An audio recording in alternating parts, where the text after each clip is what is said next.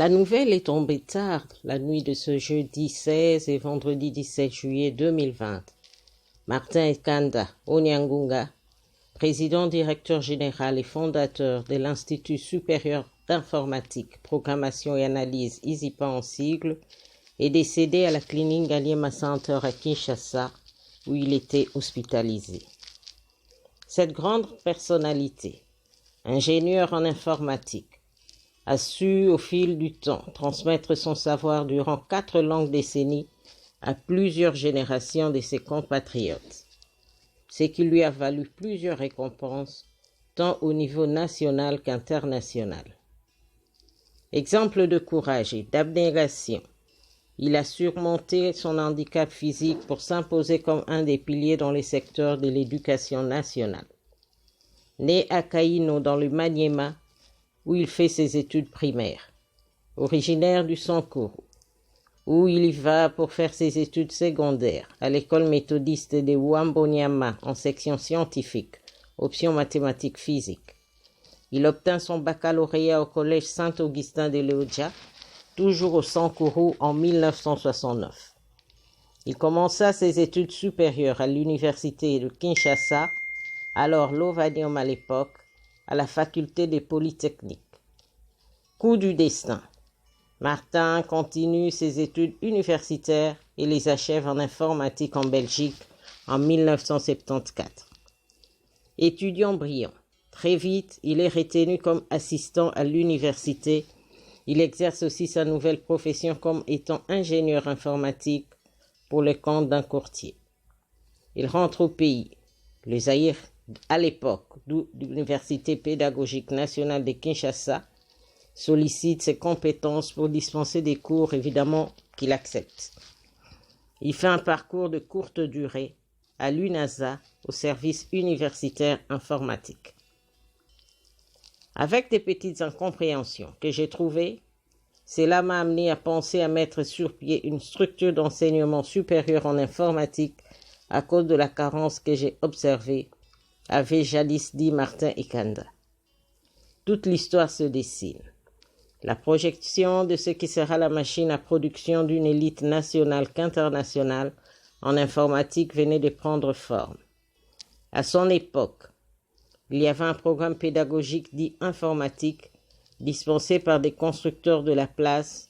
Ce programme s'intéressait à donner des leçons de programmeurs pendant 3 mois, mais le contenu de ce programme n'était rien d'autre que des cours d'initiation aux ordinateurs, le cours de logique de programmation et quelques langages de programmation connus à l'époque.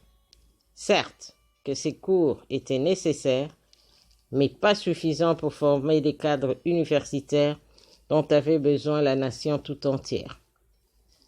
Tel un maestro, Martin Kanda encadrait déjà un nombre important de personnes sur des leçons cadrant sur les notions orientées vers les gestions, stock, paiement, facturation, d'où il lui fut suggéré de chercher des locaux et de commencer ses enseignements en études supérieures.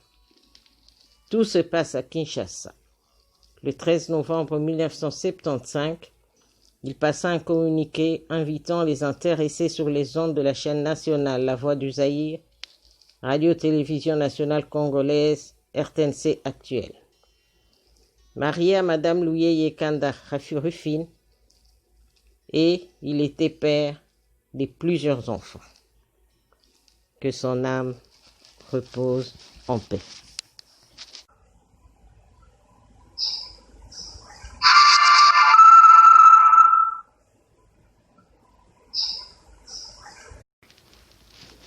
La nouvelle est tombée tard, la nuit de ce jeudi 16 et vendredi 17 juillet 2020.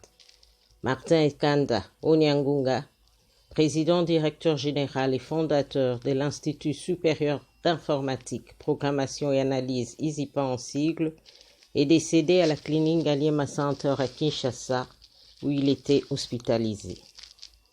Cette grande personnalité, ingénieur en informatique, a su au fil du temps transmettre son savoir durant 4 longues décennies à plusieurs générations de ses compatriotes, ce qui lui a valu plusieurs récompenses tant au niveau national qu'international. Exemple de courage et d'abnégation, il a surmonté son handicap physique pour s'imposer comme un des piliers dans les secteurs de l'éducation nationale. Né à Caïno dans le Maniema, où il fait ses études primaires. Originaire du Sankourou, où il y va pour faire ses études secondaires à l'école méthodiste de Ouambonyama en section scientifique, option mathématiques physique. Il obtint son baccalauréat au collège Saint-Augustin de Léodia, toujours au Sankourou en 1969. Il commença ses études supérieures à l'université de Kinshasa, alors l'Ovanium à l'époque, à la faculté des Polytechniques. Coup du destin. Martin continue ses études universitaires et les achève en informatique en Belgique en 1974. Étudiant brillant, très vite, il est retenu comme assistant à l'université. Il exerce aussi sa nouvelle profession comme étant ingénieur informatique pour le compte d'un courtier. Il rentre au pays, le Zaïre à l'époque, d'où l'Université pédagogique nationale de Kinshasa sollicite ses compétences pour dispenser des cours, évidemment qu'il accepte.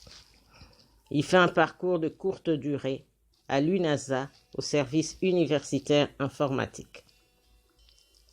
Avec des petites incompréhensions que j'ai trouvées, cela m'a amené à penser à mettre sur pied une structure d'enseignement supérieur en informatique à cause de la carence que j'ai observée, avait jadis dit Martin Ekanda. Toute l'histoire se dessine.